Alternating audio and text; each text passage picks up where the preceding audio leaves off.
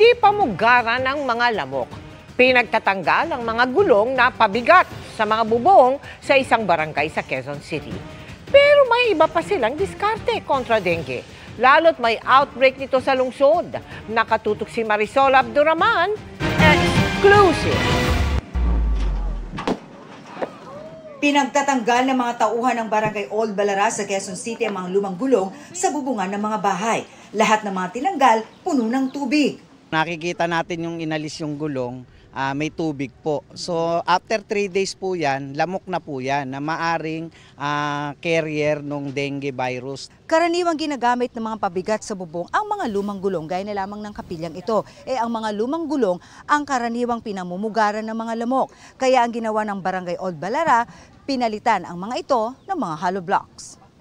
Ang bahay nga na ito, mahigit 30 lumang gulong ang nasa bubungan. Bakit ho tambak ng mga lumang gulong ang inyong bubong?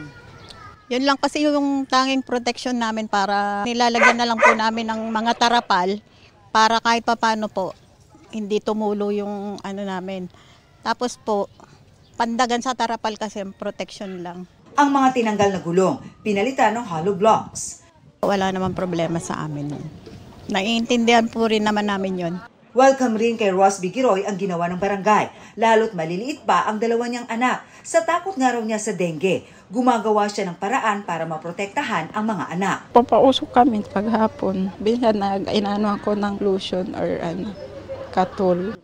Mahigpit ding minomonitor ang mga sari-sari store na may tindang inumin. Huwag nilang hahayaan na nakatihaya yung mga bote at hindi nakalagay sa secure na lugar. Pag umulan, malalagyan ng tubig yon. So, pwede ring magiging sanhi na pamahayan ng lamok. Puspusan din ang cleanup drive, lalo't kabilang sa 10 barangay na may pinakamataas na kaso ng dengue ang Old Balara. Sa ngayon nga raw, 45 na ang kumpirmadong kaso ng dengue sa barangay. Ayaw na nating umabot na may mamatay tayong kabarangay, saka tayo gagawa ng paraan at kikilos. Nakikipag-ugnayan daw ang barangay sa Department of Sanitation ng lungsod para sa tamang disposal sa mga lumang gulong.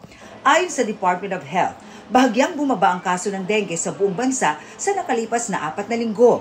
Mula 15,904 noong January 5 to 18, bumaba yan sa 15,134 mula January 19 to February 15. Ito raw ay dahil na rin sa mas aktibong paglilinis at mas mataas na kaalaman ng tao. Para sa GMA Integrated News, Marisol Abduraman, nakatuto 24 oras.